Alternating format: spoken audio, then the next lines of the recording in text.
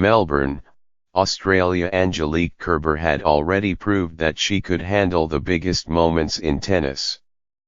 Madison Keys had not, and a one-sided women's quarter-final at the Australian Open on Wednesday did not resolve that disparity. Kerber, who just turned 30, is back on a high in Melbourne, reading the flow of play beautifully, bending low and slapping straight-line winners off ill-considered shots from her opponents. Even on a very good day for Keys, beating this version of Kerber would have been difficult.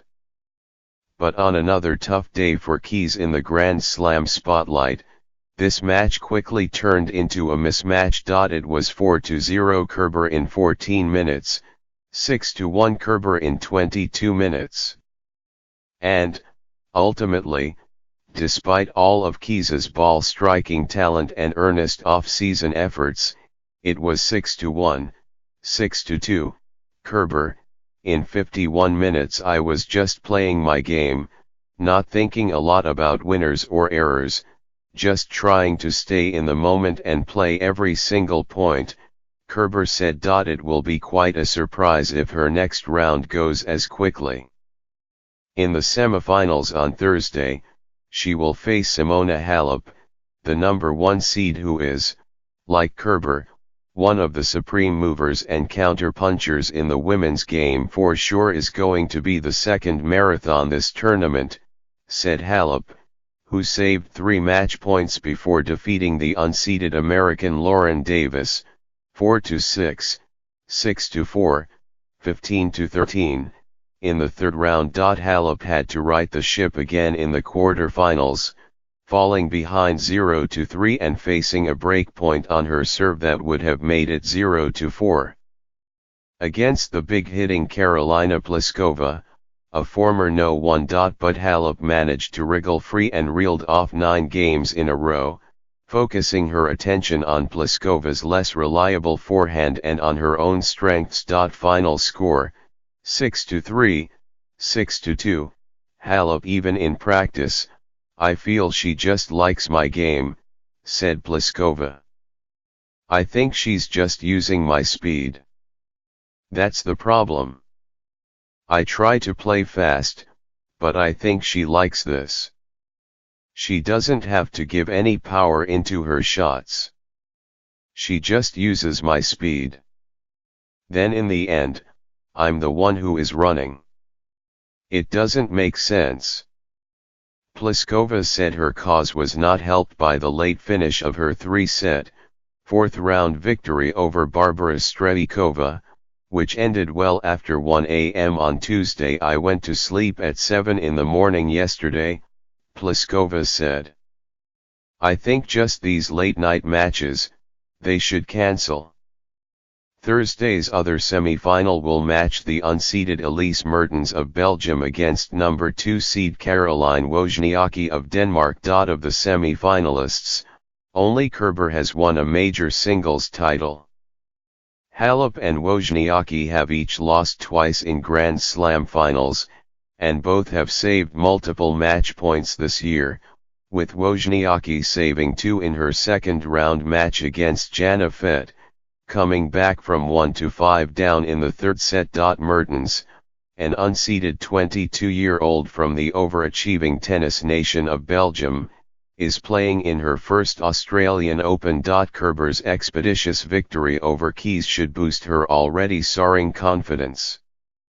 She looks ready to run a good idea against Halep, even if she joked on Wednesday that as a newly minted 30-year-old, she needed to shorten the rallies. I am getting so old, so I have to be aggressive, said Kerber, the number 21 seed from Germany.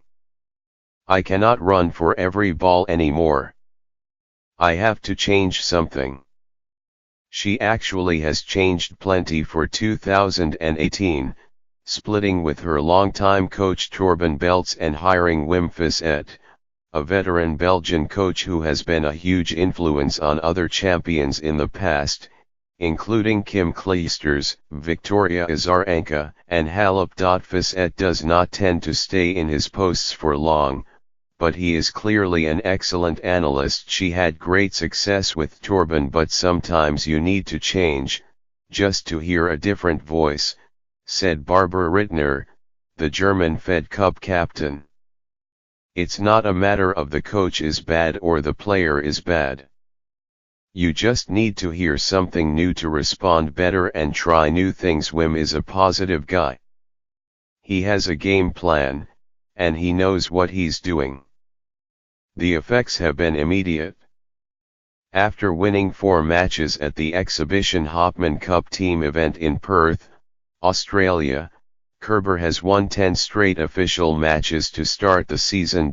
After winning the Australian Open and United States Open in her breakthrough 2016 season, she struggled for much of 2017. But Wednesday's victory guaranteed that she would return to the top 10 after this tournament. So many things happened to her, both good and bad, in the last 24 months, Rittner said. We talked about it in Luxembourg at the end of the year. It really was a lot to absorb, and she is someone who is thinking about things quite a lot, not just taking it lightly and going her way. It took her a while just to settle down and find herself again, having fun and being focused. And for the moment she is not looking back or looking forward. Facing Kerber did not look like much fun for Keys on Wednesday. Keys is hardly the only big hitter with limited defensive skills to suffer here at Kerber's deft hands. She also routed Maria Sharapova, 6-1, 6-3, in the third round in 64 minutes before nearly falling against the stylistic outlier Hsi Suwei in the fourth round, finally prevailing in 3 sets. But Sharapova, despite the lopsided score, looked fully engaged in the combat from start to finish.